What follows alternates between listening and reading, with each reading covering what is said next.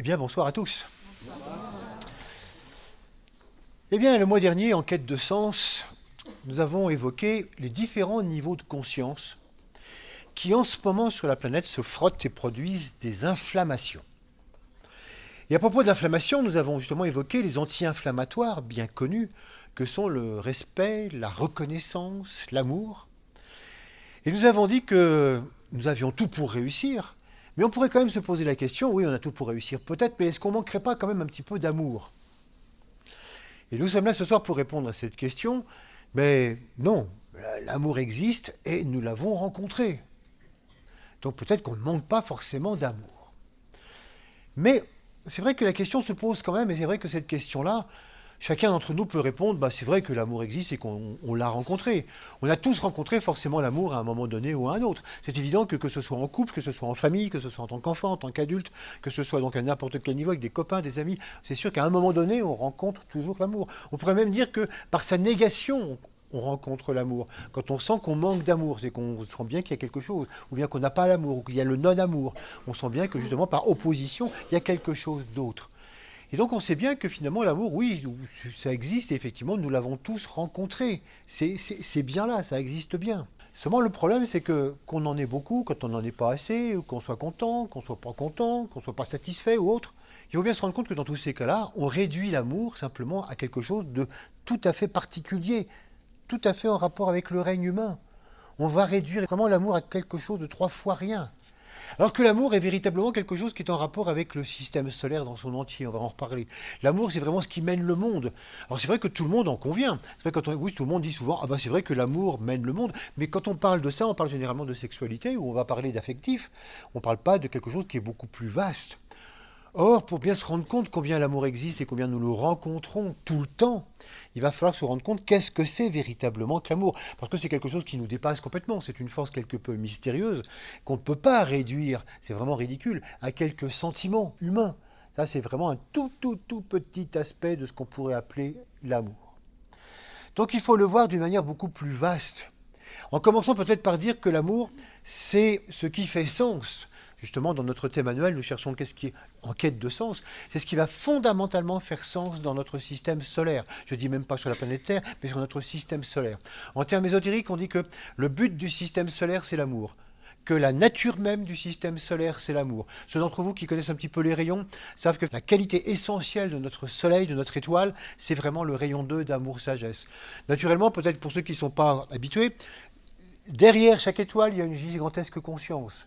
Donc il y a une gigantesque conscience qui habite notre Soleil. Derrière chaque planète, il y a une gigantesque conscience. Ce ne sont pas simplement des corps physiques, sans rien. Ça n'existe pas dans l'univers, des corps physiques sans conscience. Et derrière toute forme, il y a des consciences plus ou moins vastes. Et donc le but de cette conscience qu'on appelle le système solaire dans son ensemble, c'est de développer l'amour. Qu'on pourrait appeler aussi l'unité. Parce que c'est quelquefois plus simple. Les deux termes sont synonymes. Et comme l'amour, il est tellement connoté façon humanité, il est tellement connoté sentiment, que quelquefois, quand on parle d'amour à un niveau plus vaste, on dit, alors qu'est-ce qui se passe? Vénus va rencontrer Mercure, Mars et la Terre, bon, on est près l'un de l'autre, est-ce qu'on fait quelque chose ensemble, etc. Non, évidemment, c'est pas du tout sentimental. C'est pour ça qu'il est intéressant de voir qu'est-ce que c'est que l'amour véritablement à un autre niveau, à un niveau cosmique, en tant que but fondamental. Donc c'est vraiment ce qui fait sens dans l'histoire de l'humanité, mais ce qui nous dépasse complètement encore plus. Pour arriver à comprendre ce que ça va être l'amour, puisqu'il existe en fractal à n'importe quel niveau, donc du plus vaste jusqu'au plus petit, puisqu'il imprègne chaque élément, chaque parcelle de notre système solaire, c'est toujours intéressant d'arriver à le comprendre d'abord en partant du haut. La démarche ésotérique d'une manière globale, c'est toujours de partir du global vers le particulier, et non pas de partir des petits détails pour essayer de remonter en haut. Ce qu'on peut percevoir comme expression de l'amour, de l'unité du système solaire, ce sont les deux grandes lois qui existent aussi bien au niveau ésotérique ou au niveau physique, et qu'on appelle la grande loi d'attraction-répulsion et la loi de cohésion. Qu'est-ce que c'est que cette grande loi d'attraction-répulsion? Ça, elle est bien connue scientifiquement, puisque les scientifiques la déclinent en 4 petites lois. La loi d'interaction forte, d'interaction faite, la loi de gravitation et la loi d'électromagnétisme. Ces 4 petites lois font la grande loi d'attraction-répulsion, qui est naturellement la grande expression de l'amour et de l'unité. S'il s'agit effectivement d'arriver à tout unifier, c'est par l'attraction-répulsion que ça va se passer. L'attraction, c'est vraiment évident, c'est ce qui déjà au niveau atomique, ou même subatomique, au niveau de la particule, c'est ce qui va arriver à attirer les particules ensemble, à les faire d'une manière atomique, et les atomes ensemble avec des molécules, et des molécules ensemble, des macromolécules, etc. Bref, tout est formé à partir de là, par tout un processus d'attraction, de cette attraction universelle qui fait que les choses sont ensemble. C'est ce qu'on retrouve après, les planètes tournent autour d'une étoile, les étoiles tournent autour de centres plus grands, le tout dans des galaxies qui tournent sur elles-mêmes autour d'un centre. Donc c'est un processus universel finalement, que tout est attiré partout pour former une unité gigantesque. Le mot répulsion étonne quelquefois. On dit attraction, oui, pour une loi d'amour, mais répulsion, un peu bizarre. C'est pourtant évident. On se rend bien compte que s'il n'y avait que de l'attraction continuelle tout le temps, imaginez une gigantesque attraction qui ne cesse pas, tout serait attiré progressivement et tout serait amalgamé. On aurait un gros tas, mais dans lequel chaque chose, chaque parcelle perdrait complètement son identité, parce qu'elle serait complètement amalgamée au reste. Donc l'intérêt de la répulsion, c'est de maintenir les choses quelque peu à distance, de réussir à ce que chacun ne soit pas amalgamé, fasse un avec ce avec quoi il est attiré, mais en même temps en gardant son identité, en gardant sa fonction organique. À partir de là, c'est vrai qu'on comprend combien tout cet univers existe, et on l'appelle l'univers de l'unité détaillée. C'est-à-dire que ce n'est pas une unité amalgamée, c'est une unité où tous les détails existent encore en tant que tels, mais sont pourtant un. Donc c'est à ça que sert la loi de répulsion. Mais c'est intéressant de voir que la loi de répulsion fait donc partie aussi de la loi d'amour. C'est un aspect de la loi d'amour. Et que chacun d'entre nous, il y a des moments, quand on n'aime pas quelqu'un, quand on déteste quelqu'un, quand on va haïr quelqu'un, il faut se rendre compte que c'est tout simplement, on le met à distance par peur. La plupart du temps, c'est qu'on a peur qu'il nous agresse, peur qu'il nous envahisse, peur de quelque chose. Et donc on ne l'aime pas, on le met à distance. On augmente la loi de répulsion. Mais ça fait partie aussi du problème de l'attraction. Donc tout ça, ça fait un. Détester, de ne pas aimer aussi, ça fait partie intégrante de la loi d'amour. Naturellement, ce que je viens de vous décrire par rapport à cette loi d'attraction-répulsion, je vous l'ai décrit par rapport aux formes. Il faut bien se rendre compte que c'est aussi valable d'un point de vue énergétique, du point de vue éthérique. C'est complètement valable du point de vue astral, du point de vue affectif, du point de vue du désir. On va en reparler, mais ça c'est évident. C'est aussi fondamental du point de vue des formes pensées. Qu'est-ce qui fait qu'on a des formes pensées? Qu'est-ce qui fait que nos pensées s'agrègent? Qu'est-ce qui fait que nos pensées se condensent? Qu'est-ce qui fait qu'elles ont un pouvoir? Qu'est-ce qui fait qu'elles s'attirent mutuellement? Qu'est-ce qui fait qu'il y a vraiment des formes pensées partout sur la planète qui finissent par s'amalgamer ensemble pour avoir un pouvoir beaucoup plus grand? C'est la loi de l'attraction-répulsion. Donc cette loi d'attraction, vous voyez, elle joue de toute façon sur tous les niveaux, physique, émotionnel, mental, naturellement sur les plans de l'âme, puisque l'âme est fondamentalement amour, elle est fondamentalement unité, et puis sur les plans supérieurs, mais là je ne détaille pas. Donc c'est pour vous dire à quel point sur tous les niveaux, cette loi d'attraction-répulsion, elle est là. Et puis il y a une loi qui dépend aussi un petit peu de cette loi, qui est la loi de cohésion. Et qui fait que pendant un certain temps, eh bien, quand les choses ont été attirées et qu'elles forment un ensemble, eh bien, la cohésion va être conservée pendant un certain temps. Parce que ce n'est pas le tout d'attirer et maintenir à certaines distances, encore faut-il développer une certaine cohésion pour que les choses puissent continuer. Donc c'est ce qui se passe pour nous. C'est vrai qu'une fois que nous avons été, d'une manière cohérente, nous avons été attirés, toute notre matière est là, ben, pendant ce qu'on appelle une vie, on peut dire que d'une certaine manière, on garde une certaine cohésion quand même. Sauf au moment de la mort. Au moment où l'âme dit stop, eh bien quand l'âme se retire, eh bien toute la loi de cohésion cesse d'être complètement présente et c'est la décomposition totale. Le corps physique, lui, il va être brûlé, il va disparaître avec le corps éthérique, ou bien il va se décomposer aussi. Le corps émotionnel quitte ce corps physique, et ça, on a véritablement une dissociation qui se fait, qui montre que c'est la fin de la cohésion, parce que c'est la fin d'un cycle, d'un moment qui a été voulu par l'âme. Mais sinon, cette cohésion, elle est complètement maintenue pendant tout le temps de ce qu'on appelle une existence. Bien. Donc, loi d'attraction-répulsion, loi de cohésion, qui existe sur tous les plans possibles, imaginables. Et ces lois, elles mettent bien en évidence deux choses. C'est la polarité. C'est que tout dans l'univers est polarisé, plus ou moins. Et que la loi d'amour et la loi de cohésion, qu'est-ce qu'elles font? Elles font simplement que de jouer sur ces polarités. Comment réussir à amener une relation entre ces polarités? Comment faire que ces polarités réussissent constamment à s'unir? On a donc toujours quelque part un plus qui cherche son moins, et un moins qui est en demande du plus. Et dans tous les enseignements, quels qu'ils soient, on a toujours eu cette histoire-là. L'enseignement du yin et du yang, on met en évidence que tout, absolument tout est polarisé, plus et moins, et que ce sont des grands jeux d'interaction qui font que progressivement, ça engendre le monde tel que nous le connaissons. Comme on va le voir aussi, parce qu'on va le détailler un petit peu plus, ça engendre la grande loi qu'on appelle la loi de l'offre et de la demande. L'offre, c'est tout simplement ce qui est polarisé plus. Et la demande, c'est ce qui est polarisé moins. Alors, on pourrait croire que finalement la loi de l'offre et de la demande, c'est juste une petite loi économique, ce qui sert à fixer les prix, disons quelque chose qui est propre au système libéral. Comme on va le voir, c'est beaucoup plus profond que ça, comme la plupart des lois. C'est une loi tout à fait fondamentale et qui fait que c'est ça qui gère tous les processus de polarité et qui font que ces deux éléments se rassemblent. Vous voyez, l'amour, c'est une grande force électrique. C'est une grande force électrique qui met en mouvement les polarités, qui les unit progressivement, qui les amène à se mettre en rapport, puis à les unir, et qui engendre progressivement donc toute la vie, qui engendre le progrès de la vie, le progrès de l'existence. Alors bien sûr, si on voit ça comme ça, on pourrait se dire, comment peut-on échapper à l'amour ? Quand on dit que l'amour, c'est vraiment quelque chose qu'on vit tout le temps, oui, on s'en rend compte. Est-ce qu'on a rencontré l'amour ? Ah, mais à chaque seconde, à chaque microseconde, on est complètement dans l'amour. Ne serait-ce que parce que nous sommes le résultat de l'amour, que notre corps se maintient, qu'on est dans la cohésion, qu'on est dans l'attraction-répulsion à chaque instant. Donc c'est bien évident qu'on est totalement, complètement, à fond dans l'amour. Et c'est là où c'est intéressant de dire dans l'amour ou dans l'unité. Parce que certaines personnes pourraient très bien dire, on pourrait peut-être donner un autre nom à ces grandes lois, justement attraction, répulsion, cohésion, et puis garder peut-être le mot amour par rapport aux sentiments que nous connaissons. C'est peut-être autre chose. Peut-être qu'il n'y a pas de rapport entre ce que nous appelons l'amour, l'affectif, la passion, et puis ce qu'on appelle ces grandes lois. C'est ce qu'on va essayer de voir ce soir, c'est qu'en fait, tout ça est complètement relié, c'est exactement la même chose. Et que ce que nous appelons, nous, l'affectif, ce qu'on appelle justement tout ce processus d'amour, de sentiment, de passion, c'est simplement un stade, à un moment donné, de l'histoire de l'évolution de la conscience, un stade pour arriver à comprendre de plus en plus ce qu'est l'amour, à révéler de plus en plus fondamentalement ce que va être l'amour dans ses grands aspects.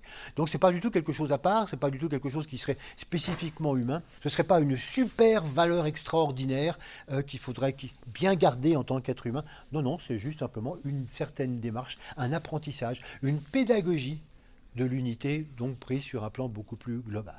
C'est vrai que quand on voit ces immensités que sont les lois, puisque nous vivons nous, c'est vrai que le problème du rapport de l'un à l'autre n'est pas évident. Mais si on dit que c'est justement là le travail de l'humain, c'est de réussir à faire que nous fassions le rapport entre tous les stades d'unification, depuis la molécule jusqu'à ce que nous vivons nous, jusqu'à ce que peuvent vivre des êtres extraordinaires, c'est ça qui est intéressant, c'est de révéler justement l'unité même du processus d'amour, l'unité même de tous les processus d'unité.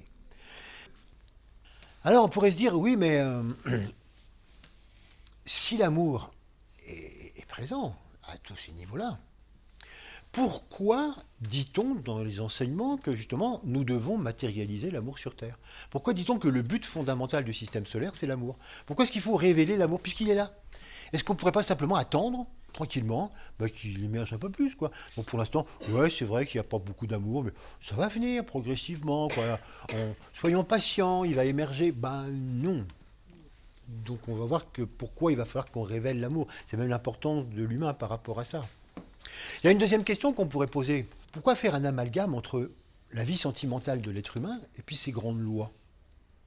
Est-ce que finalement on ne pourrait pas dire qu'il y a une loi d'attraction-répulsion, une loi de cohésion, une loi de l'offre et de la demande, il y a certainement d'autres lois d'amour, oui. Et puis voilà, ça existe de son côté. Et puis nous, humains, on a inventé quelque chose de génial qu'on appelle l'amour, la passion. Et ça n'a rien à voir avec ces grandes lois. Il faut simplement mettre deux niveaux complètement différents. Pourquoi vouloir amalgamer l'un à l'autre ? Pourquoi éventuellement dire que c'est un peu rétrécir l'amour que de vouloir le mettre au niveau humain ? Deux questions intéressantes. Et qui sont finalement un peu la même chose. Ça veut dire qu'en fait, il va nous falloir réellement révéler ce qu'est l'amour. En effet, l'amour, c'est quelque chose qui est tellement immense, comme je viens de vous le montrer, que c'est difficile pour nous de se rendre compte de tout ce que c'est. On n'a absolument pas conscience. Et donc tout le travail de l'humain, ça va être de révéler cela. Et de révéler l'extraordinaire unité qui existe depuis les grandes lois jusqu'à l'infiniment petit, en passant par l'être humain, et de montrer l'unité de la démarche d'amour, si j'ose dire, l'unité de l'unité. C'est-à-dire que tout ça, c'est un. Et qu'on ne peut pas dire qu'il y a les grandes forces d'attraction d'un côté, puis il y a l'amour humain de l'autre. Non, tout ça, c'est bel et bien exactement la même démarche et la même histoire. Mais c'est à nous de le révéler. C'est à nous justement de faire ce travail. Parce qu'il y a aussi un gigantesque travail de conscience et d'éveil de conscience à faire du point de vue humain.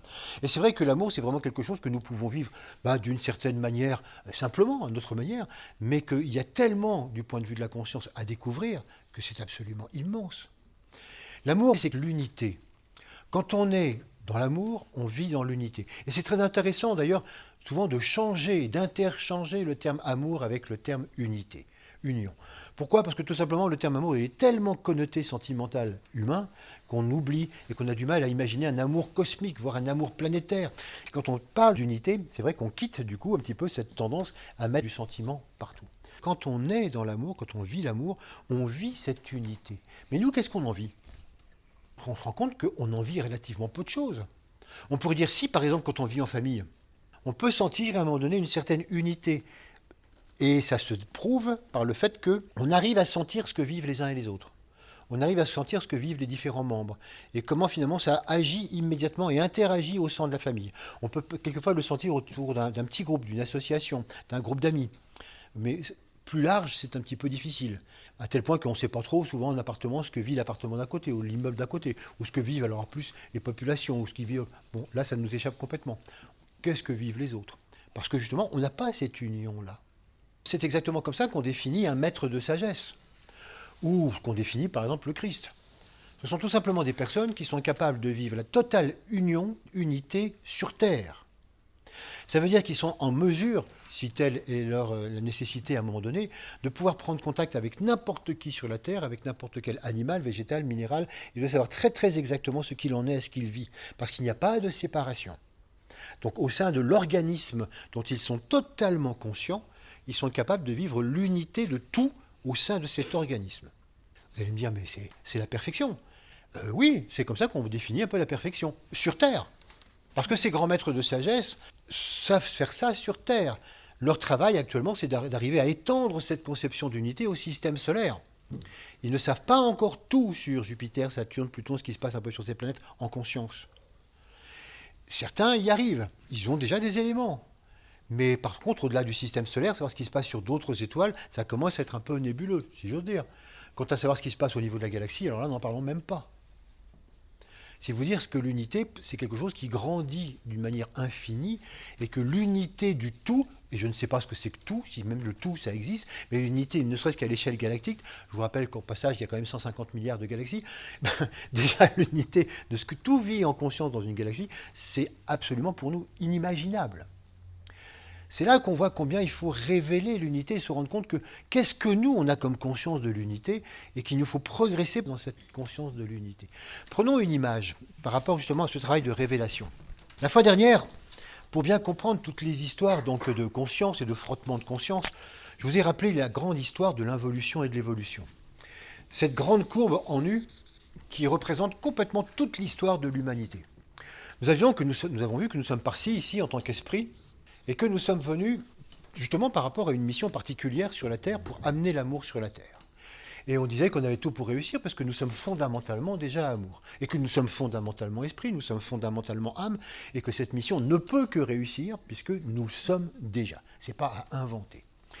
Seulement, pour amener justement tout ça sur Terre, nous avons vu qu'il fallait donc développer un corps physique, un corps émotionnel, un corps mental, donc une personnalité, et qu'il fallait descendre progressivement dans ce qu'on appelait l'involution, la construction, et qu'on descendait progressivement dans la matière jusqu'à toucher le bas de la matière, dans ce qu'on appelle l'affirmation du moi. Et on avait vu que paradoxalement, en cours de descente, il y a donc des peuplades qu'on va appeler par exemple des peuples premiers, qui sont là à mi-chemin, à peu près de la descente, qui ont développé le physique, naturellement, qui ont développé une sensibilité, qui ont développé l'émotionnel, mais qui n'ont pas encore développé le mental. Et je vous rappelle que le mental, ce n'est pas l'intelligence, c'est la capacité de penser, de réfléchir, qu'on obtient par l'éducation mentale, la lecture et la réflexion.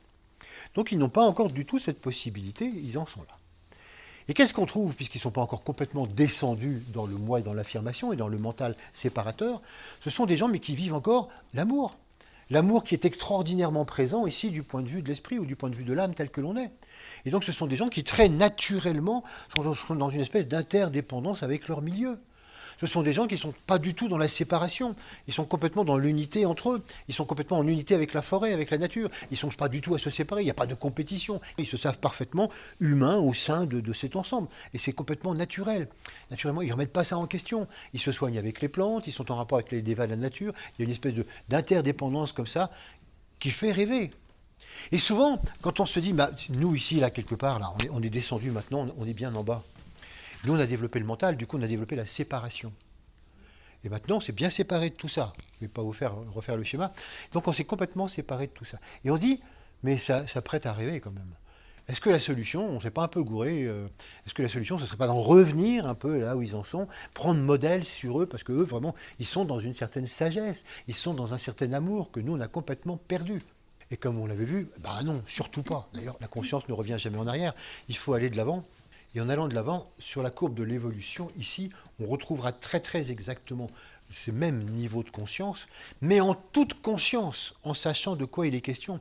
Là, ces peuples premiers vivent ça d'une manière instinctive, naturelle. Ils n'ont pas inventé l'interdépendance. C'est comme ça. C'est comme les animaux, les plantes. C'est naturel. Ils naissent avec ça.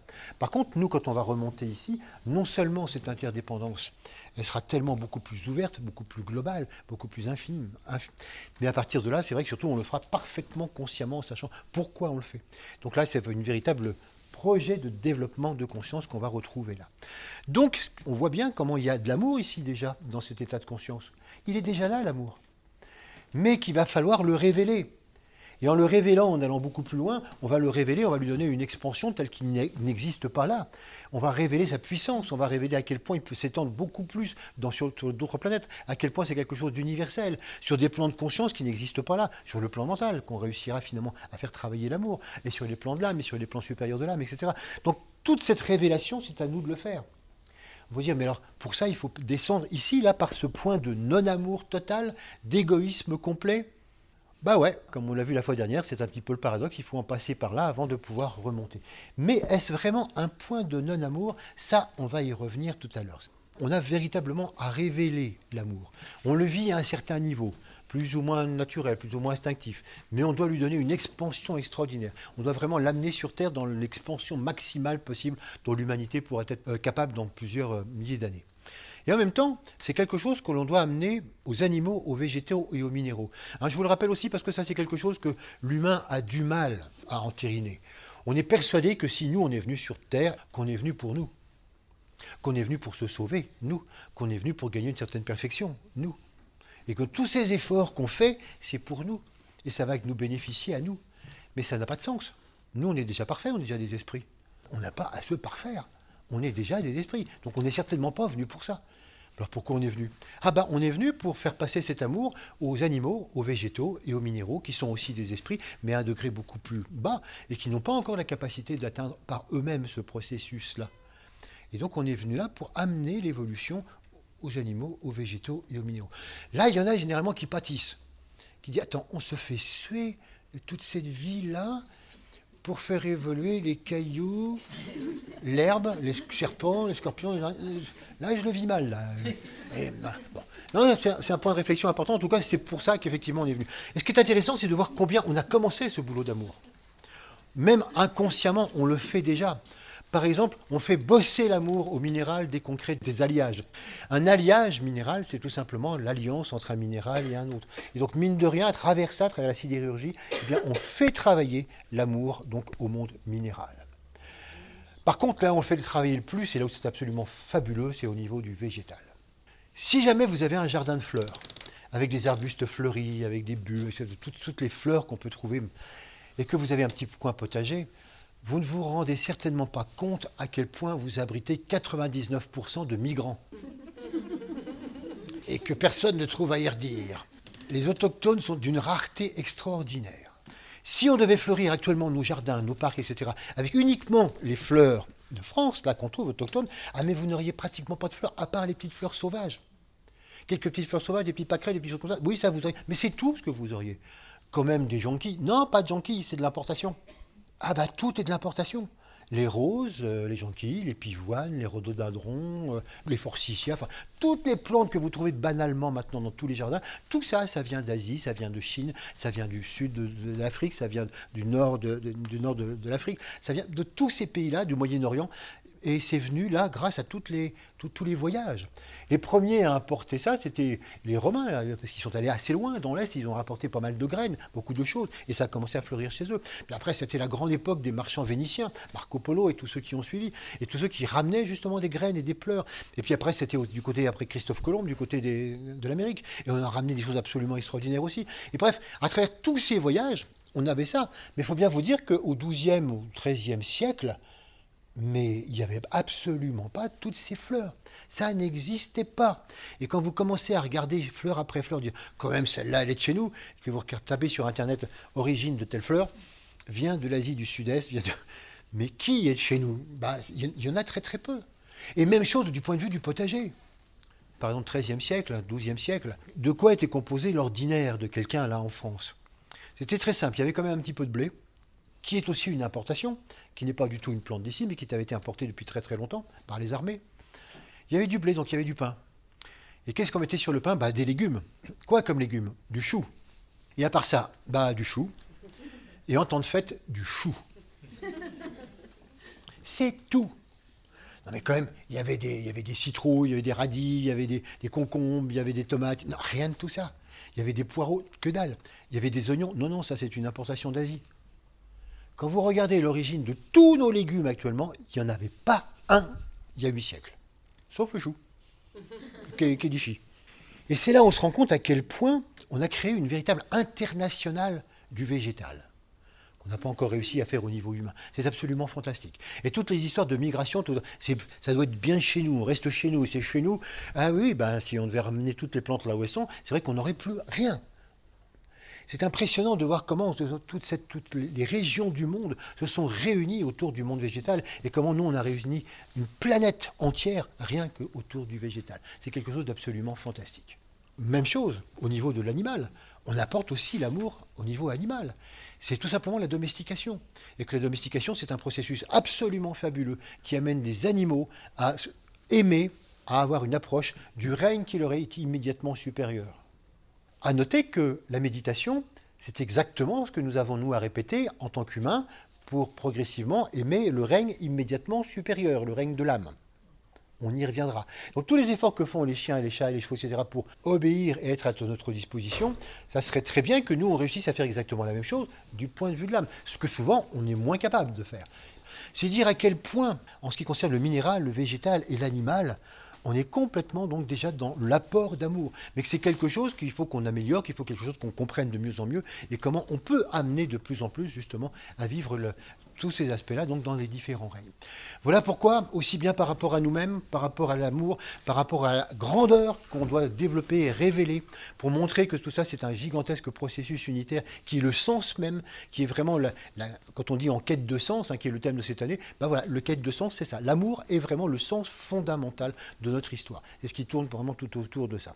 Et que nous-mêmes, nous avons à le révéler et à l'apporter partout autour de nous, dans l'humanité bien sûr, et puis donc aussi dans les autres règnes. De quoi dispose l'amour pour pouvoir fonctionner? Quels sont ses moyens d'action? On va aller du plus simple au plus complexe en passant justement par nous, l'humain. Le plus simple, c'est ce qu'on appelle la loi de polarité.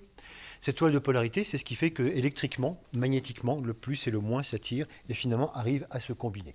C'est exactement comme ça que tout ce qui est de l'ordre du particule et du moléculaire fonctionne. Donc il y a un électromagnétisme constant qui fait que tout finalement tend à se retrouver et à répondre comme ça à la polarité complémentaire. Quand on arrive au règne du végétal, animal, humain, on appelle ça la loi du sexe. C'est exactement la même chose.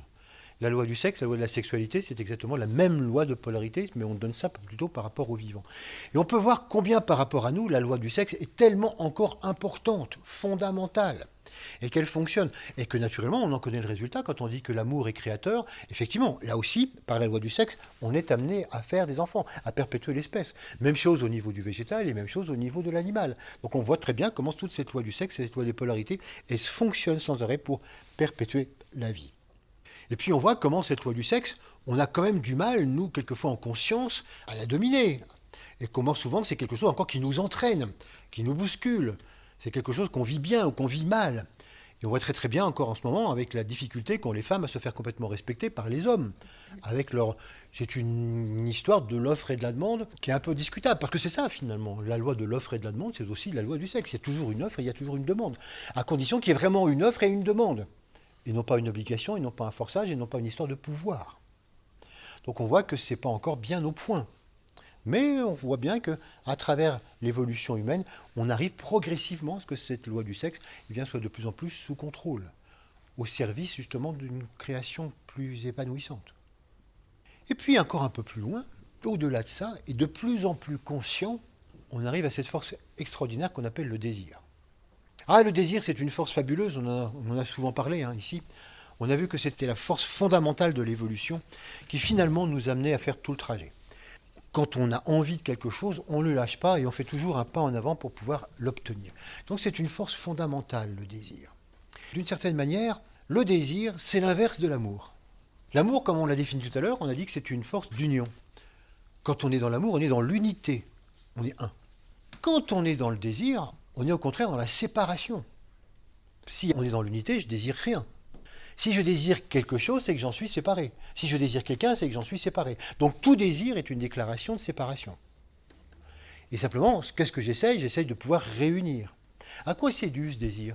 Ça, c'est une grande histoire très intéressante. Au départ, on pourrait dire que nous sommes fondamentalement dans l'union, nous sommes fondamentalement dans l'amour, en tant qu'esprit et en tant qu'âme.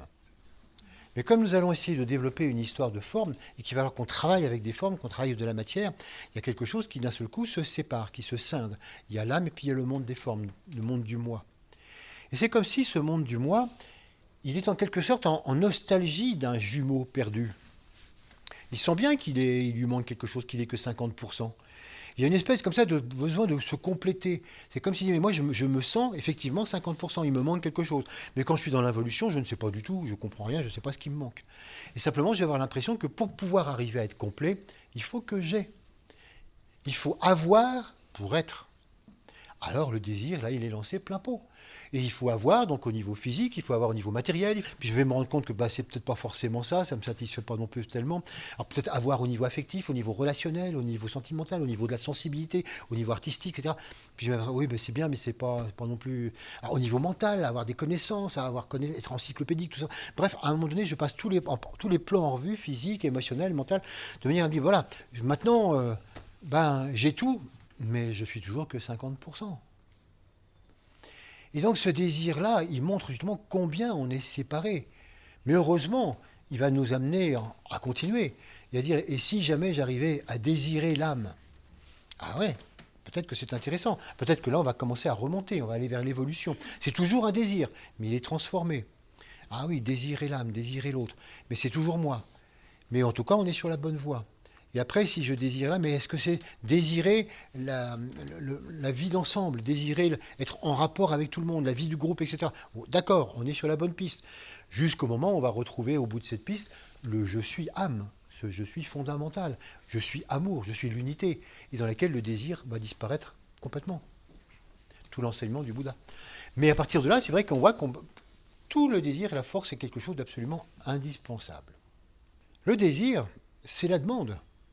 C'est une demande constante et par rapport à ce qui est offert. Il n'y a pas beaucoup d'offres, mais par rapport à ce qui est disponible, par rapport à ce qu'on peut avoir, voilà, c'est une demande par rapport à tout ce qui est offert. Et c'est vrai que plus on est à demander, plus on dit il n'y en aura peut-être pas pour tout le monde. Donc on est pourtant de plus en plus avide de se procurer les premiers de ce qui serait nécessaire. Voyons maintenant ça du point de vue de l'affectif. L'amour tel que nous on a l'habitude de l'appeler en tant qu'être humain. Affectif. Les sentiments. Qu'est-ce que c'est au début ? Comment ça fonctionne au départ? Il faut se rendre compte d'abord que l'être humain a fonctionné pendant très très très très longtemps uniquement d'une manière instinctive, sexuelle. Il faut bien se rendre compte que tant que l'être humain n'était pas du tout différencié, il n'y avait pas du tout une raison d'avoir des sentiments. C'est quelque chose qui est arrivé beaucoup plus tard. L'arrivée du sentiment amoureux, il arrive au moment de l'individualisation de l'être humain, quand on commence le mental. Naturellement, il y a toujours eu des êtres en avance sur la courbe, il y a toujours eu des gens en avance là-dessus, mais je parle pour l'ensemble de l'humanité, c'est seulement quand on arrive là et on peut arriver à se dire « mais moi, je suis différent de toi », etc., que je peux dire « mais moi, j'aime quelqu'un, et cette personne, c'est toi ». Avant, on ne peut pas le dire. C'est pour ça que les mariages arrangés, en conscience de masse, ça ne pose aucun problème, parce qu'on ne voit pas pourquoi on aimerait plus telle personne que telle autre. Donc c'est relativement récent, cette histoire-là. Et à partir de ce moment-là, quand on a commencé à distinguer et à sortir de l'instinct, on a commencé à avoir un sentiment, et à y mettre quelque chose d'extrêmement important, le sentiment amoureux. Qu'est-ce que c'est que le sentiment amoureux? C'est une demande. C'est une demande forte. C'est une demande que j'ai là, puis je me dis, mais tiens, c'est marrant de voir à quel point telle personne là, je sens que tu peux complètement combler ma demande. Voilà, et c'est espoir que l'autre peut combler ma demande. Voilà, ça, je suis complètement amoureux. Et si l'autre me dit, bah non, désolé, non, ça ne me correspond pas tellement, bon, bah voilà, râteau, flop, bon. Alors je me ramasse ma demande. Il y a quelqu'un qui veut de ma demande Je suis un demandeur d'un couple, je suis un demandeur d'affection, je suis un demandeur de ceci. Et à un moment donné, je vais trouver quelqu'un qui s'intéresse. Bah oui, moi ça m'intéresse, mais parce que moi je suis en demande de ceci ou de cela. Ah bah ça tombe bien. Ah bah tu es en demande de ça, moi je suis en demande de ça. Bah, on est fait pour se compléter. Et donc on va voir que finalement les couples vont naître comme ça, par complément. On va réussir à s'apercevoir que qu'est-ce que c'est qu'un couple qui se met en couple? C'est tout simplement deux demandes complémentaires. Et on est très axé sur la demande. Qu'est-ce que je demande, moi, à une femme? Et moi, qu'est-ce que je demande à un homme? Or, au début, dans l'histoire, si on voulait vraiment détailler la chose, c'est très très simple ce qu'on demande. Pendant très très longtemps, même encore, il y a 2 siècles, on racontait que ce que demandait une femme, c'est un homme qui soit travailleur et qui ne boive pas trop. Et qui la batte pas. On a des écrits comme ça, de la demande de la femme, oui, c'était très minimaliste. Mais c'est vrai que maintenant, c'est là qu'on voit les progrès énormes de l'individualisation. Et heureusement, on a des demandes beaucoup plus fines, beaucoup plus subtiles. Mais on s'aperçoit qu'on reste toujours axé sur la demande. Et donc ce sont 2 désirs complémentaires. Il faut se rendre compte, qu'est-ce que c'est qu'une déclaration d'amour? Quand on dit à quelqu'un, j'avais besoin de ça et tu m'as apporté complètement ça. Si tu savais tout ce que tu m'apportes, c'est fou ce que tu m'apportes, c'est fou tout ce que tu me donnes. Et vraiment pour moi c'est vraiment important. Et si t'es pas là, je perds tout ça. Si t'es pas là, je suis qu'une moitié, je suis réduit à 3 fois rien. Et donc tu me manques. Quand tu es là, ça me fait du bien, ça m'apporte plein de choses. Quand tu n'es pas là, tu me manques. Ce n'est pas une déclaration d'amour, c'est une déclaration de désir. C'est une déclaration de demande. À quel moment je suis vraiment en union avec l'autre? À aucun moment. Sur quoi est-ce que je suis centré quand je fais une telle déclaration? Sur moi. Je fais le constat que tu combles parfaitement ma demande. Donc s'il te plaît, ne t'en va pas, parce que quand tu n'es pas là, je suis en manque. Donc je suis complètement en manque, donc ça va pas du tout. Donc c'est tout. On pourrait faire la même chose avec du chocolat, avec n'importe quoi d'autre. Simplement, on sent que ça me comble à un moment donné, puis quand ça n'est pas là, ça me comble plus. Donc oui, c'est intéressant de voir combien c'est vraiment quelque chose qui est une déclaration, qu'on appelle ça d'amour, mais qui n'est rien qu'une déclaration de désir, sur laquelle on insiste essentiellement sur sa propre demande. Tant que nos demandes sont complémentaires, tant qu'on satisfait nos demandes, tout va très très bien, le couple continue. Tant que les désirs sont satisfaits, tout va très très bien, le couple continue. Mais si à un moment donné, moi, ma demande, elle n'est plus satisfaite, c'est là que ça va plus. Mais on avait pourtant bien décidé au départ que tu m'apportais ça. Oui, mais maintenant j'ai changé, je suis plus ça, ça ne m'intéresse plus, maintenant c'est autre chose. Ah oui, mais ça ne va pas du tout, ça. On pourrait peut-être changer. Ah ben non, moi c'est mon contrat de départ, moi je ne change pas. Donc on ne change pas. Bon. Et c'est là, vous voyez, que ça se coupe, ça peut plus fonctionner. Ou bien quelqu'un dit, non, mais c'est vrai que je demandais ça, mais maintenant je ne le demande plus, je demanderai autre chose. Ah oui, mais ça demanderait de se bouleverser soi-même. Et souvent, on n'est pas prêt à un travail intérieur. Bon, je sens que je vais faire une demande ailleurs. Et là, on se tourne et on essaie de reporter sa demande sur quelqu'un d'autre. Où en est le niveau de l'offre? Parce que je parle beaucoup de demandes, mais où est l'offre? Minimal. Qu'est-ce qu'on offre? 3 fois rien. On offre ce qu'on est, au naturel. Qu'est-ce que tu m'offres? Ce que je suis, ce que j'ai, je suis comme ça. Mais est-ce que tu peux changer? Il y a plein de choses, il y a des perspectives d'avenir. Non, c'est ce que je suis. Bon, écoute, ça me va, je prends, puis toi, tu es comme tu es, on prend comme ça. Et donc, c'est 2 demandes complémentaires, mais le niveau de l'offre est très très faible.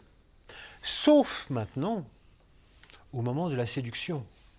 Je t'offre la lune, je t'offre tout ce que tu veux, je t'offre ma fortune, je t'offre tout mon temps, je t'offre tout mon amour, je t'offre toute mon attention, je suis prêt à changer. Et même si je ne te conviens pas, à un moment donné, je te jure que je peux changer, je peux me transformer. Il y a plein de choses que je peux faire parce que je suis prêt à tout pour toi. Et donc, je t'offre absolument toute ma vie.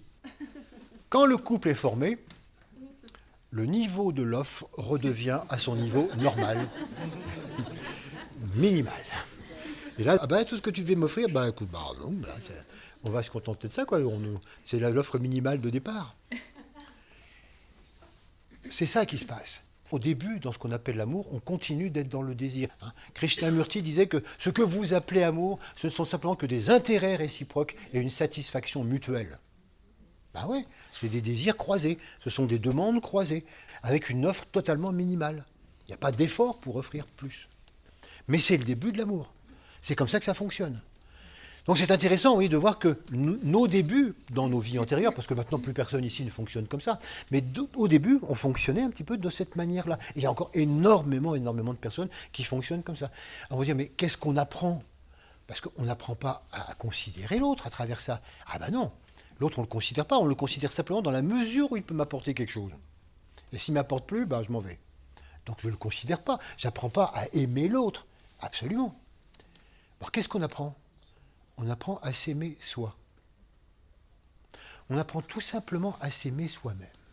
Ça veut dire qu'à travers tous ces vécus, à travers toutes ces choses, à travers toutes ces demandes, en se disant, mais c'est fantastique, moi, au début dans ma vie, j'avais plein de demandes concernant ma vie professionnelle, concernant ma vie de couple, ma vie de famille, ma vie, etc., ma vie de loisirs. J'avais plein de demandes et je m'aperçois que j'ai à peu près réussi à tout avoir. Je me suis tout offert. Oui, je me suis offert. Je fais la demande et l'offrande. Et finalement, j'avais tout. Du coup, je m'aime. Je suis quelqu'un de bien. Je reconnais. J'ai réussi. J'ai réussi à m'unifier, à me reconnaître moi-même comme une personne intéressante qui a réussi. Mais à aucun moment, j'ai véritablement appris à aimer l'autre pour ce qu'il est. J'ai appris à l'exploiter, j'ai appris à le demander, j'ai appris à vivre avec, j'ai appris plein de choses. Mais je suis toujours moi qui suis au centre. Voilà pourquoi tout à l'heure je vous disais, ici, dans le moi, au bas de la courbe, sur ce point, qu'on disait que c'est un point apparent de non-amour. Ben non, c'est aussi un point d'amour fondamental, c'est que la première chose qu'on apprend à aimer, c'est soi-même. Sinon, ça ne marche pas. Si moi-même, je n'ai pas réussi à m'unifier, à me reconnaître moi comme un être spécifique, comme un être qui fonctionne d'une telle manière, et je n'ai pas appris à m'apprécier moi-même, je ne vais jamais pouvoir continuer et découvrir les autres, puisque je ne me suis pas découvert moi-même. Je ne peux pas apprécier les autres, je ne me suis pas apprécié moi-même. Je ne peux pas prendre en compte les autres, je ne me prends même pas en compte moi-même. Voilà pourquoi, paradoxalement, la plupart du temps, toute cette vie d'amour qui a duré sur des vies et des vies et des vies, c'est une vie de désir, c'est une vie de demande qui sert à une chose fondamentale et indispensable, s'aimer soi-même. Et ce n'est pas un défaut, ce n'est pas un reproche, c'est vraiment une étape totalement indispensable, qui va nous mettre après sur la voie de tout à fait autre chose. Mais c'est vraiment comme ça que ça commence. Et on voit que dans cette histoire de s'aimer soi-même, je fais l'offre et la demande. Qu'est-ce que je m'offre? Ce que je me demande. Mais il n'y a pas véritablement, vous voyez, de ce processus d'offre et de demande par rapport à l'autre. C'est quelque chose qui va venir après. Alors, après, ça devient intéressant. Là, on retrouve beaucoup plus le couple peut-être tel qu'on le vit maintenant, avec une manière beaucoup plus consciente. Après avoir appris tout ça, après avoir appris à s'aimer, après avoir appris à utiliser l'autre, on va commencer à se poser un certain nombre de questions.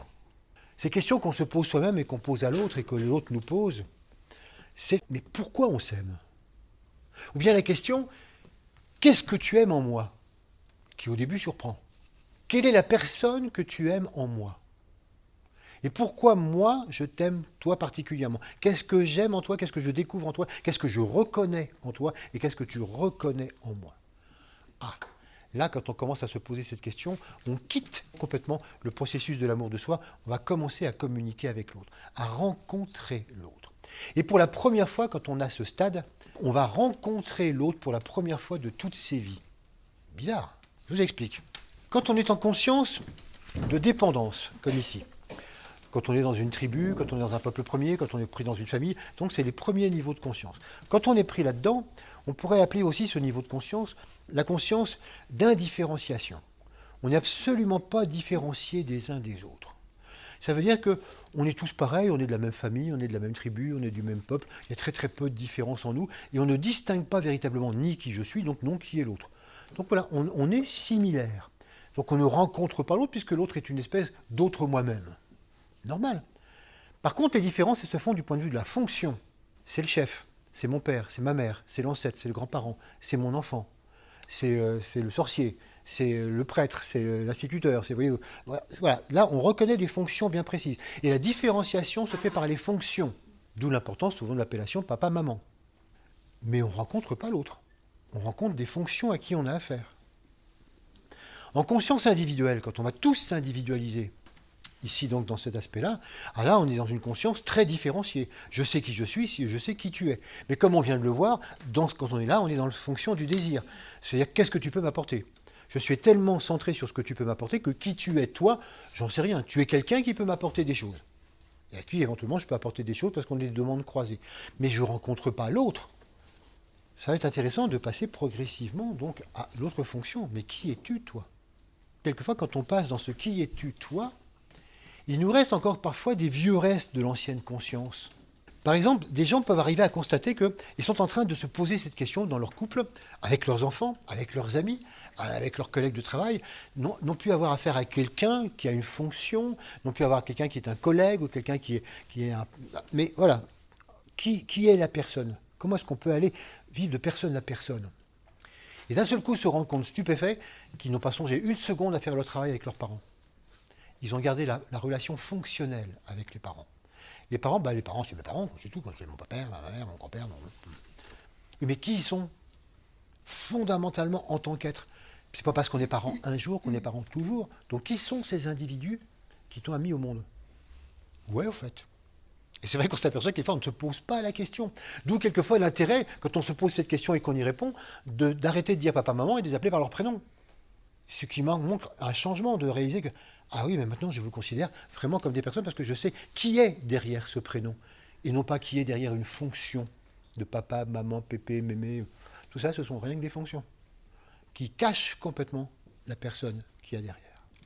On a tout ce travail à faire pour arriver à découvrir qui est derrière et qui sommes-nous et qui sommes-nous. Mais, et quelle révélation nous pouvons avoir à partir de là. Et là, l'offre commence à faire son apparition. Là, on se rend compte qu'effectivement, quand on est très différent, on se rend compte que si on va au-delà des apparences, mais telle personne, je commence par exemple avec le couple, dans le couple, l'autre, finalement, fondamentalement, il a telle valeur, il a telle qualité, il pense de telle manière. Et je m'en suis jamais aperçu parce que ça ne m'intéressait pas. Donc, c'est pas moi ce qui m'intéressait dans l'autre, c'est ce qui m'apportait. Mais ça, il ne me l'apporte pas parce que ça ne m'intéresse pas. Mais d'un seul coup, je découvre, mais c'est grave, parce que l'autre, il est ça, il fonctionne comme ça. Son être est comme ça. Et si on veut essayer de trouver finalement une histoire de relation, une histoire d'amour à deux à ce niveau-là, il va falloir offrir quelque chose d'autre. Il faut que je me sorte les tripes. Il va falloir passer à autre chose. Je ne peux pas rester là en étant comme ça, parce que ça ne marche pas. Tant que je reste comme ça, je n'offre rien. Dès que je me rends compte qu'il faut faire un effort, qu'il va falloir travailler le couple, qu'il va falloir aller au-delà, qu'il va falloir se rencontrer sur un autre plan, alors là, il faut que je me sorte de mon égoïsme, que je me sorte de mon establishment qui refuse de bouger pour dire où est-ce que je vais? Comment je rencontre l'autre? Et qu'est-ce que je vais offrir à l'autre? Naturellement, il ne s'agit pas d'offrande, de cadeaux. Encore qu'on puisse faire des cadeaux. Mais on se rend bien compte que bien souvent, offrir un cadeau, c'est une demande cachée. J'offre un cadeau pour que l'autre me donne plus d'intérêt, plus d'amour et de remerciements, etc. Donc, je ne parle pas de ça. Il ne s'agit pas donc d'offrir quantitativement, il s'agit d'une offre qualitative. Il ne s'agit pas tellement d'offrir, il s'agit de s'offrir. Et s'offrir, c'est pas si facile que ça. S'offrir, c'est effectivement une grande difficulté parce que on n'a jamais été habitué à ça. On a été habitué à dire on est comme on est, point. Et là, découvrir que, mais non, moi-même, je me découvre autre. Moi-même, je me découvre avec des états de conscience complètement différents. Et c'est peut-être ça qu'il faut qu'on s'offre ensemble, mutuellement. Alors, le couple est entièrement à reconstruire, à refaire, sur une nouvelle loi de l'offre et de la demande. C'est que finalement, on se demande mutuellement d'autres choses, des choses qui n'ont pas été données jusqu'ici. Et on cherche à s'offrir mutuellement à cet aspect nouveau et à pouvoir se l'offrir ensemble. Et ainsi, c'est vrai que c'est une véritable révolution de couple, parce qu'on cherche vraiment complètement quelque chose d'autre, à s'offrir sur des plans qui jusqu'ici nous étaient cachés à l'un et à l'autre. Ou bien on découvrait que l'autre était complètement frustré parce qu'il n'arrivait pas à rencontrer ou à se rencontrer sur ce plan-là parce qu'on ne l'entendait pas. Si d'un seul coup on offre justement et on s'offre à ce niveau-là, il y a des rencontres qui sont d'un seul coup possibles. Il y a vraiment de nouvelles unions qui sont complètement possibles. On peut aller plus loin.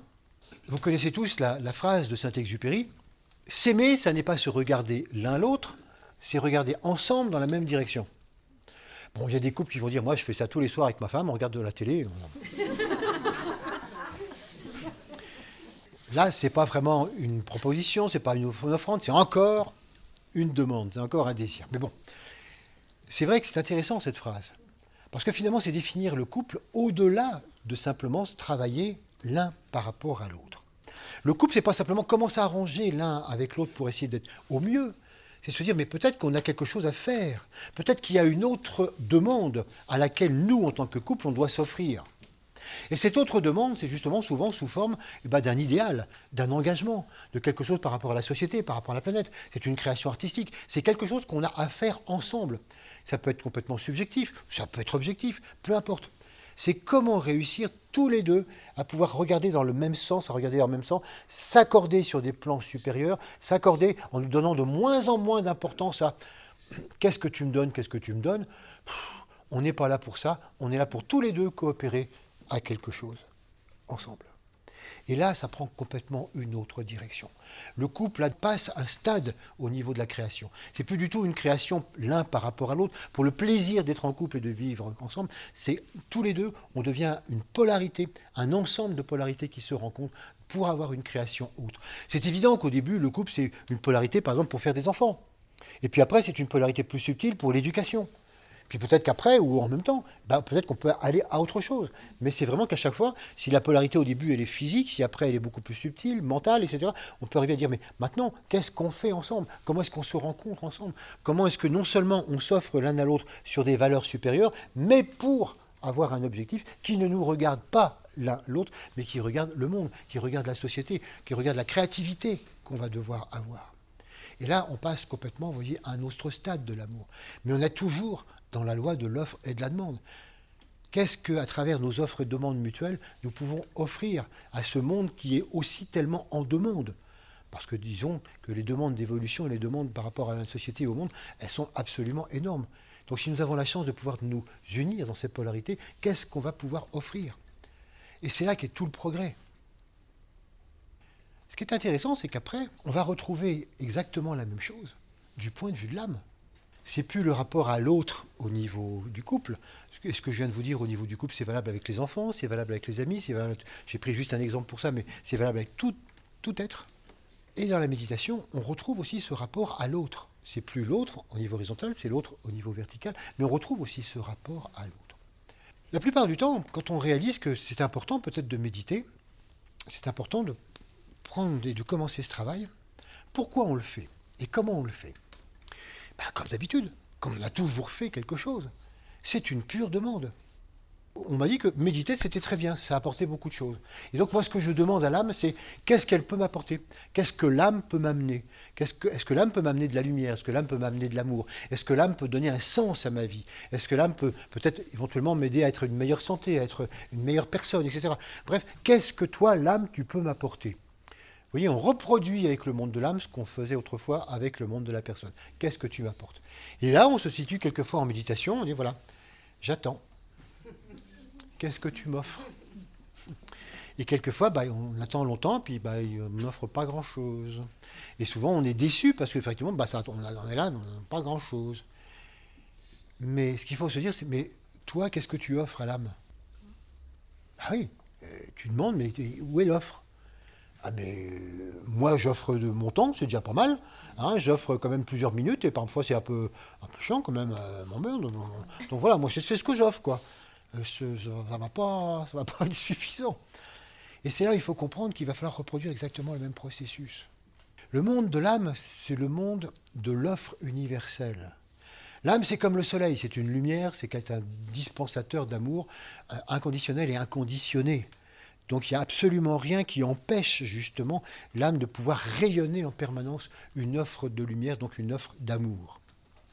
Sauf que l'âme, sans vous rentrer dans tous les détails techniques, elle est descendue donc de la part de l'esprit et s'est matérialisée à un moment donné au sein du mental, mais qu'elle ne peut pas descendre plus bas. L'âme est déjà au maximum de son effort, elle ne peut pas descendre plus bas qu'elle n'est. Et donc, c'est là qu'on va trouver souvent des impossibilités de mariage.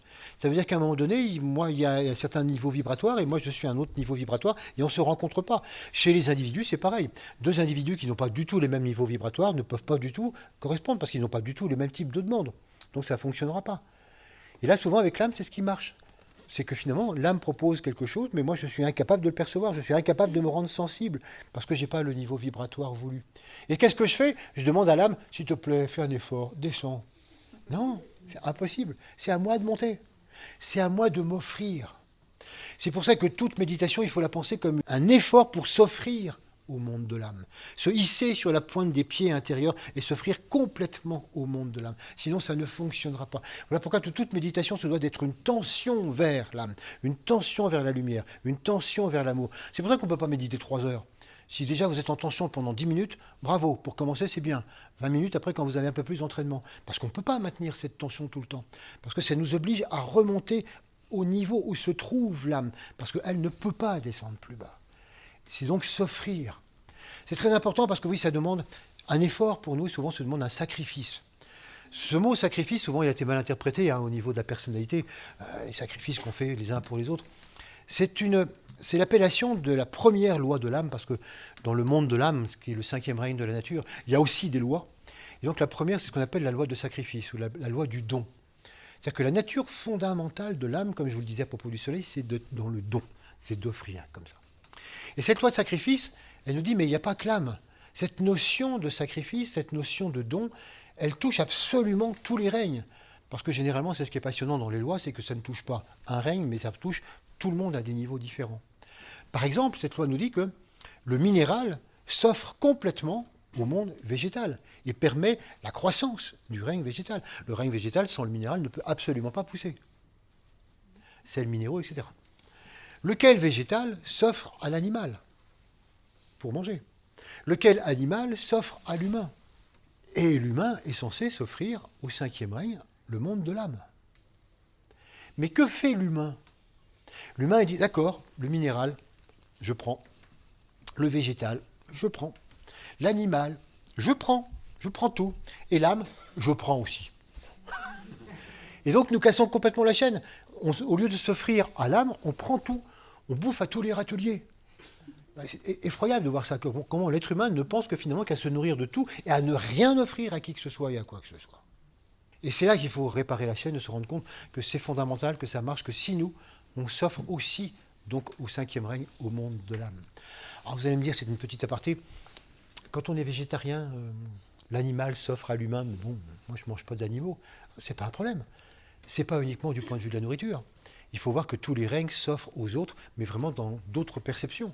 Par exemple, l'animal s'offre à l'humain dans sa quête de tendresse, dans sa volonté d'être présent. C'est fou ce que l'apport du monde animal dans l'amour, dans le sentiment et dans la solitude par rapport au règne humain est incommensurable. Ou même le travail des chevaux, le travail des éléphants, bref, dans l'aide un petit peu aux travaux. Donc le règne animal s'est complètement offert sentimentalement et physiquement pour aider l'humain. Comme le règne du végétal s'offre aussi à l'humain dans sa splendeur, dans sa beauté et aussi dans sa nourriture. Donc, vous voyez, c'est vraiment intéressant de voir que tout le monde s'offre à ce qu'il y a au-dessus et que nous, au lieu de continuer, on a une certaine tendance à vouloir tout prendre, à trouver normal, qu'on soit une espèce de terminal dans laquelle tout aboutit. Ça veut dire quoi, s'offrir dans la méditation?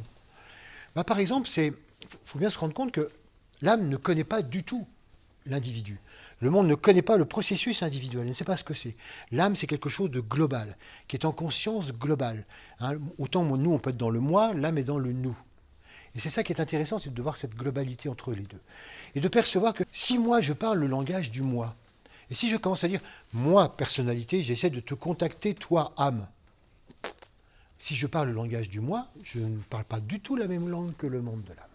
Tendre vers l'âme, c'est déjà s'efforcer de parler le même langage. C'est pour ça qu'en méditation, vous avez pu remarquer qu'avant de commencer en méditation, quand on est en groupe, on se regarde tous. On prend tous contact les uns avec les autres. Pour se persuader que nous méditons en groupe, en tant que groupe. Parce que c'est comme ça que parle l'âme. Si on se présente en tant que groupe en train de faire une méditation, déjà on est dans le langage de l'âme. Déjà on est dans le nous. Déjà on s'est considérablement rapproché. Quand je suis tout seul et que je médite, mais ça ne change rien. Vous vous unissez à des gens que vous connaissez qui méditent, ou vous vous unissez à tous les méditants du monde, peu importe. C'est la volonté de dire, je ne démarre pas en méditation tout seul, moi dans mon coin. Je ferme les yeux puis je médite. Méditer, c'est ensemble. On ne médite jamais pour soi. Sinon, on est encore dans la demande. Méditer pour soi, méditer pour grandir, pour être parfait, méditer pour croître, méditer pour être en lumière, méditer pendant l'amour, c'est encore pour soi. Et du coup, on attend des résultats. Or, le véritable offre, c'est de ne jamais attendre de résultats. Et on attend des résultats, puisqu'on dit, il y a longtemps que je médite, mais j'ai encore rien eu. J'ai encore rien eu. Ça tombe bien, rien n'aura rien. Donc c'est pour ça que c'est intéressant de voir qu'on médite en tant qu'ensemble, pour l'ensemble. et non pas en tant qu'individu pour l'individu lui-même. Ça, c'est vraiment l'ancien monde. Dans l'ancien monde, je ne vais pas vous faire un truc là-dessus parce qu'on en a encore pour 2 heures. Oui, il était intéressant de méditer soi-même par rapport à soi-même parce qu'on était à la construction du moi. Donc ça a été une raison tout à fait intéressante pendant une époque. Maintenant qu'on est dans l'ère du Verseau, c'est terminé. Maintenant, la notion de groupe, elle est extrêmement présente. Et maintenant, c'est vraiment la méditation, c'est en tant qu'ensemble par rapport à l'ensemble. Là, il y a vraiment quelque chose qui se bouleverse. Il y a quelque chose qui avance. Et non pas, vous voyez, quelque chose d'individuel. C'est pour ça que c'est intéressant de voir que dans cette méditation, quand on commence à connecter justement l'âme, quand on se rapproche de plus en plus de l'âme, il faut se rendre compte de cette notion de réseau, de cette notion de globalité. Et rien que d'être dans la globalité, de commencer à penser et à sentir global, vous êtes déjà dans la connaissance de l'âme, dans la conscience de l'âme. Et petit à petit, vous entrez de plus en plus dans cette conscience parce que vous avez frappé à la bonne porte, parce que vous êtes monté sur la pointe des pieds et que vous êtes suffisamment en rapport avec ça. Sinon, ça cause beaucoup de désillusions. Alors, qu'est-ce qu'on a à faire comme travail? On voit combien, pour reprendre aussi le sous-titre de nos conférences de cette année, donc en quête de sens, on a vu combien l'amour est vraiment le sens fondamental, et combien le sous-titre qui est incarner l'espoir au quotidien, on incarne l'amour au quotidien, on n'arrête pas d'incarner l'amour. Mais incarner l'espoir, c'est incarner l'avenir, c'est incarner ce qui va venir. Et incarner l'avenir, c'est justement incarner toute cette progression d'amour. Et en quoi nous pouvons progresser? En quoi nous pouvons travailler l'amour? Parce que c'est ça, il faut que tout ce travail, ça soit pratique. Il faut que dès demain, on puisse s'y mettre et dire, qu'est-ce qu'on a à faire? Vous voyez, comme la plupart du temps, nous avons à progresser d'abord dans l'offre. C'est là qu'on pêche le plus. On reste un petit peu sur ce qu'on connaît, sur ce qu'on a. Ça fonctionne bien, on a toujours forcément un système d'offre et de demande qui fonctionne bien, mais ce n'est pas suffisant. Il faut qu'on augmente considérablement l'offre. Et pour ça, il faut qu'on se rende compte qu'est-ce qui doit être offert, qu'est-ce qu'on peut offrir. Et c'est pour ça qu'il faut vraiment remonter de plus en plus dans l'être-té des gens qui nous entourent, des collègues de travail, des gens qui sont autour de nous, dans la famille, dans le couple, etc. Partout dans la société. C'est qu'est-ce qui est nécessaire fondamentalement, à quoi s'offrir, c'est qu'est-ce que donner. Et à partir de là, il y a vraiment quelque chose qui peut se faire réellement. S'offrir, c'est pas du tout matériel. Il y a des gens qui pourraient dire, moi, alors là, pas de problème. Moi, alors là, j'offre mes services tout le temps, à qui veut. Moi, je suis un être extraordinairement dévoué, et depuis que je suis à la retraite, vraiment, je ne fais que ça. J'offre mes services à tout le monde. Ouais, mais c'est pas ça. Ça, si vous allez derrière, vous vous rendrez compte que ce fait d'offrir ces services à tout le monde, c'est encore une demande de reconnaissance cachée. C'est encore une demande d'exister. C'est de me montrer que moi-même, à moi-même, que je suis quelqu'un de bien, que je suis quelqu'un qui est dans l'amour, etc. Non, le vers s'offrir, c'est vraiment quelque chose d'invisible. C'est s'offrir pour écouter mieux l'autre, plus profondément l'autre. C'est une écoute active. C'est accueillir l'autre pour découvrir quels sont les possibles vers qu'on peut arriver à rejoindre. C'est arriver à renoncer à tous nos a priori, nos jugements, nos critiques, nos jalousies, renoncer à être envieux. C'est renoncer à beaucoup de choses. Et c'est pour ça qu'on n'aime pas le faire, s'offrir. Parce que c'est lâcher tellement de choses dans lesquelles on est tellement bien enraciné. S'offrir, c'est souffrir un peu. Parce que c'est s'arracher à soi-même. C'est pour ça que c'est vraiment pas du tout évident à vivre et que c'est quelque chose qui nécessite vraiment un effort constant. Et s'offrir, c'est vraiment pas quelque chose qui se voit. C'est quelque chose en travaillant avec nous qui sait qu'on est de plus en plus disponible en ouverture par rapport à l'autre et qu'on est prêt à donner ce que l'on est, pas ce que l'on a, mais ce que l'on est fondamentalement, nos valeurs essentielles. Simplement, non pas en disant je distribue l'amour, je pense à toi, je t'envoie de l'amour. Non, non, non. En étant, simplement, en rayonnant. L'âme s'offre en rayonnant. Le soleil s'offre en rayonnant. Nous-mêmes, nous nous offrons en rayonnant des valeurs essentielles. Et c'est ça qu'on a essentiellement à travailler. Et c'est là qu'est notre plus grande difficulté au quotidien. Constatez-le dès demain, vous verrez à quel point ce fait d'aller plus loin dans le fait de s'offrir, c'est pas si simple que ça et que c'est vraiment là qu'on a un boulot à faire. Alors on pourrait se dire, oui, mais alors que devient la demande? Quand on s'offre, dans la demande, on a aussi un sacré boulot à faire. En effet, tel que je vous l'ai décrit, la plupart des demandes, c'est quelque chose qui sont en rapport avec le désir. Et tout à l'heure, je vous disais que le désir, au fur et à mesure qu'on abordait la courbe d'évolution, il s'amenuisait progressivement et puis il prenait un autre visage jusqu'à disparaître. C'est ce qui va se passer avec la demande. En réalité, on va s'apercevoir que plus on évolue, plus on est dans l'offre, moins on a demande pour soi. Dans les écrits ésotériques, on dit qu'à un moment donné, on ne doit plus rien désirer pour le soi séparé. À terme, c'est très important, à terme. Surtout, pas d'inhibition et pas de résolution. Dès demain, je ne demande plus rien pour moi. Non, non. Ça, c'est quelque chose qui est dans l'évolution naturelle des choses. On va s'apercevoir que progressivement, plus l'offre évolue, plus on se rend compte de ce qui est important à offrir, plus on se rend compte que, mais moi, je n'ai rien à demander pour moi. Mais, parce que demander pour soi, c'est demander pour réussir un peu mieux sa vie. Mais je n'ai pas à réussir un peu mieux ma vie. On a à réussir la vie de la société, la vie de la planétaire, la vie de l'ensemble. C'est pas sa propre vie, on s'en fout. Et donc je n'ai rien à demander, mais strictement rien à demander pour moi. Et c'est quelque chose qui progressivement s'impose de plus en plus. Naturellement, ça ne se passe pas du jour au lendemain. Je dirais même que ça se passe sur plusieurs vies, pour vous rassurer tout de suite. Mais ce qui est c'est intéressant de voir la direction dans laquelle on va. C'est de voir quelle est l'histoire de la demande. Et cette histoire de l'offre et de la demande, c'est que plus l'offre croît dans le subtil, plus la demande devient de moins en moins personnelle et devient une demande relais de l'ensemble. Je me contente de relayer la demande globale. Qu'est-ce qui est nécessaire autour de moi, à la société? Qu'est-ce qui est nécessaire au monde? Qu'est-ce qu'il faut être? Qu'est-ce qu'il faut rayonner? Et donc finalement, je deviens simplement quelqu'un qui relaie le processus de demande globale, demande de la société. Et comme ça, je deviens tout simplement un passeur. Je deviens quelqu'un qui est quelque peu neutre. Je deviens quelqu'un qui est passeur entre la demande globale et la possibilité d'offre globale. Complètement rapport entre les deux. Et là, je vais retrouver complètement les énergies du Verseau, puisque nous sommes en ce moment dans le Verseau. Donc forcément, on est complètement marqué par ça. Dans l'énergie Verseau, on dit que c'est l'énergie du service, qui est l'énergie fondamentale. Non pas rendre service, mais le véritable service, qui est une émanation de l'âme à travers la personnalité en direction du monde, pas en direction de moi. Il ne s'agit pas de capter de l'âme pour faire le plein. Oh, ça m'a fait du bien, capter l'âme comme ça. D'où la parole clé fondamentale du Verseau. Je suis l'eau vive versée pour ceux qui ont soif. Je suis l'amour versé pour ceux qui ont soif. Ça, c'est vraiment cette énergie du moi.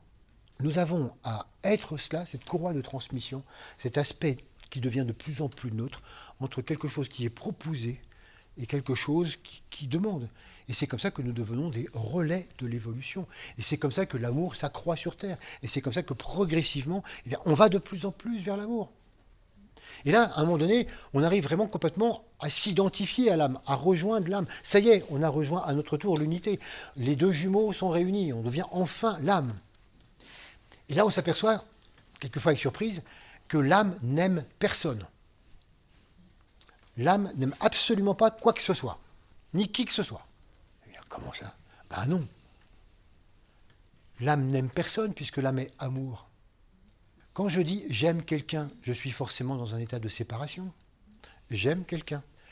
Même si je dis l'âme aime tout le monde, c'est toujours une séparation. Donc l'âme n'aime personne, l'âme est amour, l'âme est unité.